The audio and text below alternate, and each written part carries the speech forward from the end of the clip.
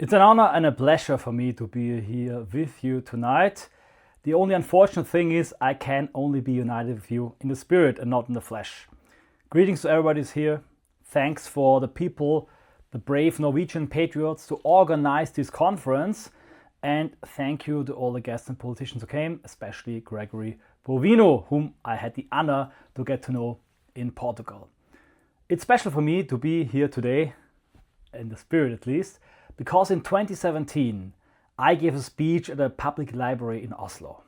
Back then already the same picture, Antifa outrage, Nazi accusations, but still they couldn't stop us. And since then, 2017 till today, they were not able to stop us. And what have we achieved? What have we reached? Back then nobody knew Remigration, nobody knew about the identitarian movement, and now we are, and I'm really sure about that, the most influential, the most important, the hottest political movement in Europe, maybe the whole Western world. Our conferences, the Remigration Summit, institutes like the Institute for Remigration, which I'm going to present in this speech on TikTok and Instagram. Our messages are resonating with the youth, and everywhere in Europe, right-wing political parties are on the rise. Combined with a voter potential of 95 million voters across the continent. However, still, we are not winning. Still, we don't have real political power, because no matter the outrage, no matter all the videos uploaded, the campaigns, the petitions, still everything is going in a very bad direction. And if we don't change course within 10 to 15 years, we have crossed the Rubicon. And Europe, or big parts of Western Europe, might not be able to be saved anymore. Why? This is the question for the presentation I give today. I could talk for hours about remigration. In fact, I've written a book about remigration.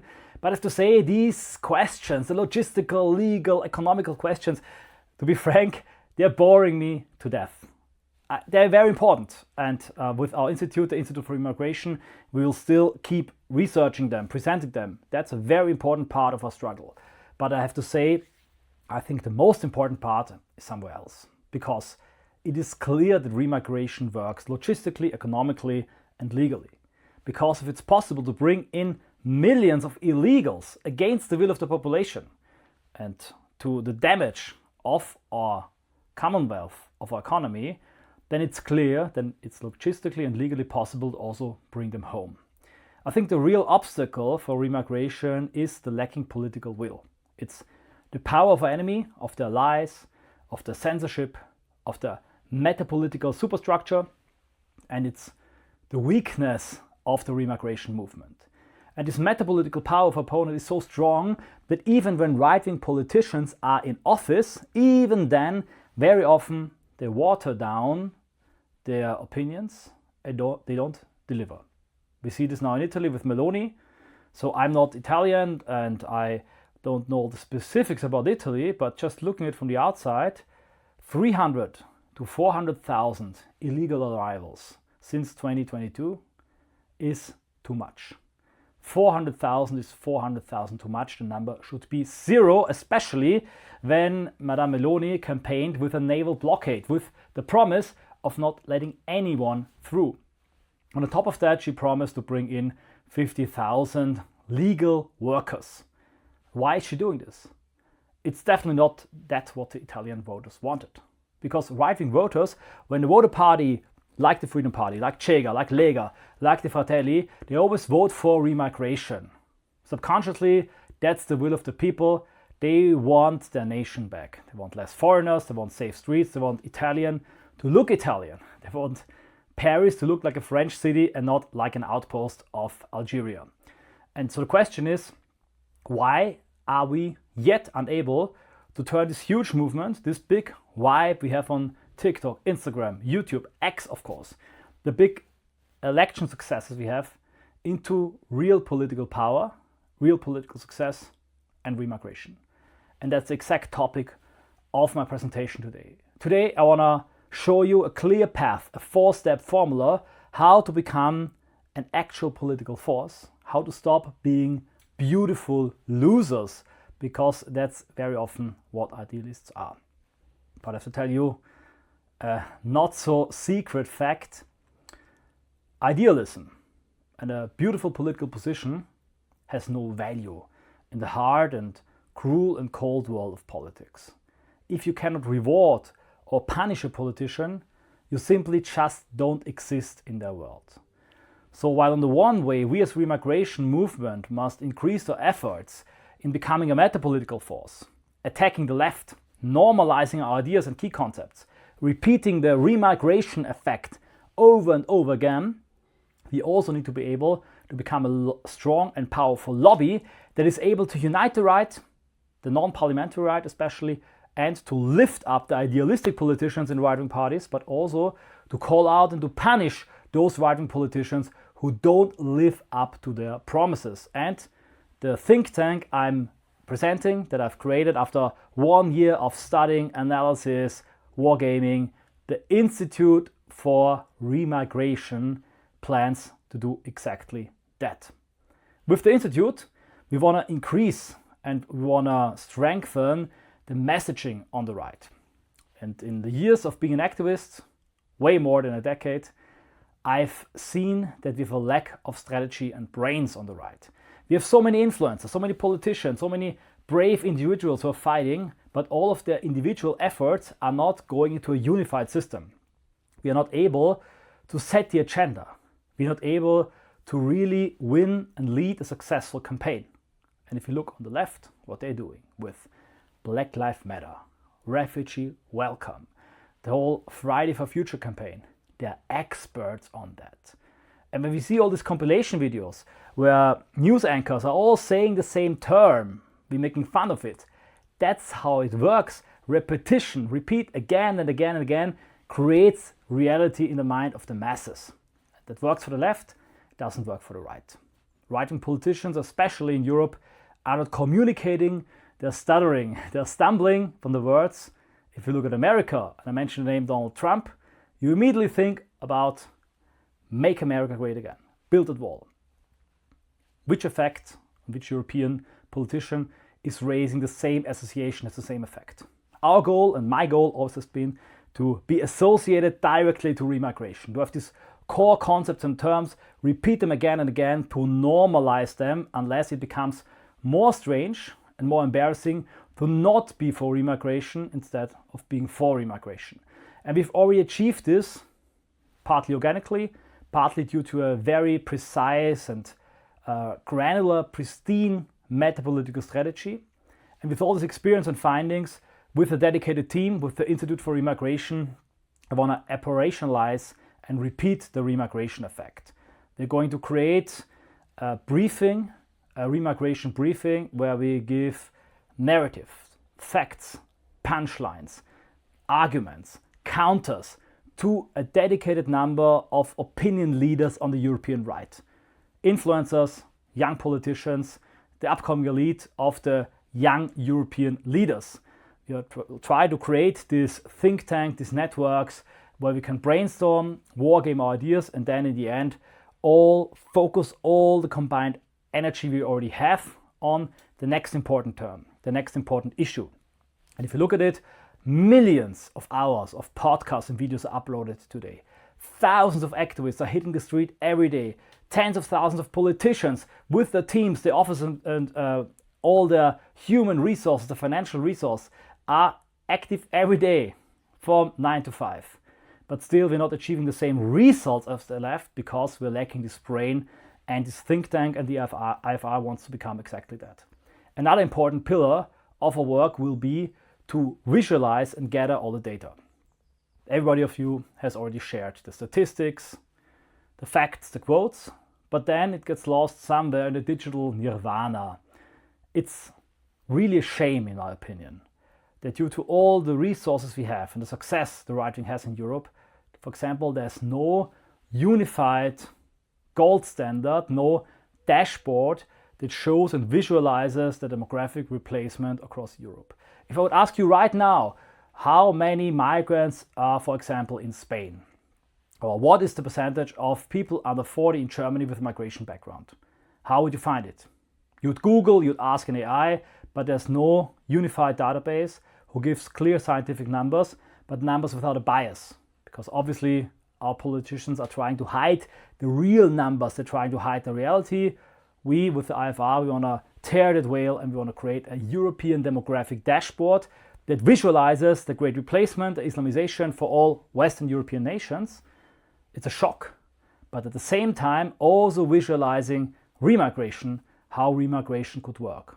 We're going to create dedicated dossiers for every European nation, and we are also will form a common policy. We'll call it the European Remigration Pact and not to the Global Migration Pact from the UN. And this gold standard shall also synchronize and synthesize, harmonize the existing migration policies of many right-wing political parties. Because, as again, and as very often, we are operating here in separated silos. Big problem with the IFR. We are trying to solve this issue and solve this problem. And also, as I've mentioned before, we want to become a watchdog organization. And this leads me directly to the 4-step formula I've promised you. 4 steps how we can turn this movement of beautiful losers, this idealistic movement, into real political force and power engine that can crush the left-wing hegemony, but also uplift, strengthen and criticize right-wing parties to keep them on course. When I think about right-wing party politicians, I often think about ships. A ship sails normally with the wind. And of course, if you're a skilled sailor, you can sail across the wind. But this is very hard to do, and especially when on your ship people are preparing a constant mutiny. And that's the position of, for example, Björn Höcke, Herbert Kickl. People tell them, okay, come on, let's just turn into the wind. Let's just not use the term remigration. Let's come up with another different term. Let's just not invite this person. Let's just not go to this conference. Let's just ignore this issue to not be attacked by the left-wing media. The problem is they only stop attacking you when you are no longer a problem for them. But what does it mean for us? What does it mean for us who are not on the ships, who are not party politicians? We can run up and down on the shore, we can go on our knees and beg these politicians to keep course, to keep the promises, to start remigration once in office. My suggestion, my dream is no. We need to become wind makers ourselves. We need to create a very strong remigration wind in Europe that also, after the foreseeable victories of right-wing parties in France and in Italy, in Austria, many other nations, will keep them on the right track towards remigration. So how to do that? The 4-step formula is very easy, and I've been trying to follow it step by step. And once I will reveal it, you can also see and maybe better put into place a lot of the actions and things we've been doing and I personally have been doing. Step number 1, become the central authority. Just like Greenpeace is the central authority on environmentalism, ATTAC is the central authority in Germany at least on socialism, we need to become the big watchtower, the lighthouse for criticism of migration and remigration. How do you do this? You create a think tank. You release the studies, you create policies, you write the books, you organize the conference. Exactly what you're doing right now in Norway. You need to become in your respective nations, from Norway to Portugal, to Denmark, Austria, Switzerland, France. You need to become the authority, the Mr. Remigration, as the Neue Zürcher Zeitung actually has called me once. I take this as a badge of honor. After you've become the central authority for remigration, next step is you need to gather the remigration vote. Because again, remember, politicians, you only exist in their world if you're able to reward or punish them. And the only reward or punishment for a politician is if he gets elected or if he loses votes. So you need to be able to not control, but to mobilize and demobilize a significant proportional part of your national electorate. To be precise, according to my estimates, it should be 10 to 20% of the right-wing populist vote in your country. So Germany, with 15 to 18 people voting for the AfD, would be 1.5 to 1.8 million people, 1.3 in France, and all across from these 95 million voters for right-wing populist parties, we should have around 10 to 15 million patriots in our database. Because obviously those people who sign your petitions, who sign up to your newsletter, who write you, who want to engage with you are the progressive core, the idealistic core, the remigration core of the right-wing voters in your nation. And if you have them in your database, if you can reach them, if you can invite them to a conference, if you can get them locked into a campaign of writing letters to a politician, of doing an online social media viral video action, then you actually have political power. Step 1, step 2 are preparatory steps. Step 3 is use and utilize the remigration authority you have. Just having this authority, this title, is nice if you want to do conferences, sell books, but that's not enough. You need to actually utilize it and use it as a tool, as a weapon. How do you do this? You create a remigration ranking and rating system. And here I took inspiration from the National Rifle Association, the NRA. In America, by the way, you could easily just rename it to National Remigration Association. Maybe a hint to Mr. Bovino in the audience. And the NRA is doing exactly that. The NRA is endorsing one Republican candidate and not the other. The NRA is sending out to every Republican GOP candidate and also to the Dems a questionnaire about things like stand your ground laws, about things like concealed carry. And only if you make all the right checks, then you get endorsed by the NRA and you get a AAA rating. And if you scroll across Facebook of the GOP politicians, you see them proudly holding the certificate. I have the AAA certificate from the NRA into the camera, because for them it brings votes. So staying on track when it comes to the American Second Amendment is for them good. It's rewarding for them because there's a lobby, the NRA, that has gathered the rifle vote, the Second Amendment vote, and is able to mobilize and demobilize it. And the same thing needs to be done by the remigration lobby in Europe. We need to create remigration rankings. With the IFR, we're going to create a very objective and neutral system of valuing and put these political opinions into numbers to have an annual remigration ranking for right-wing political parties and for right-wing politicians. And then directly step number 4, mobilize the remigration vote. By becoming an authority, gathering the remigration vote, and then also utilizing your authority to brand and to uplift and criticize certain politicians. Next step would be to organize and mobilize this 10% potential you have in email campaigns, letter campaigns, in demonstrations, and many other forms of non-violent civic engagement. And these actions not only can become a problem for the left-wing cultural hegemony, but they can be also utilized in right-wing conflicts between parties or even within parties to reward the idealists who talk about remigration, to reward the idealists who come to a conference like that or to the Remigration Summit, to reward the idealists who don't distance themselves, but to punish those people who think that the acknowledgement, the respect of the left is more important than the respect of the right. This happened until now because there were no right-wing windmakers, and that's exactly what we need to become.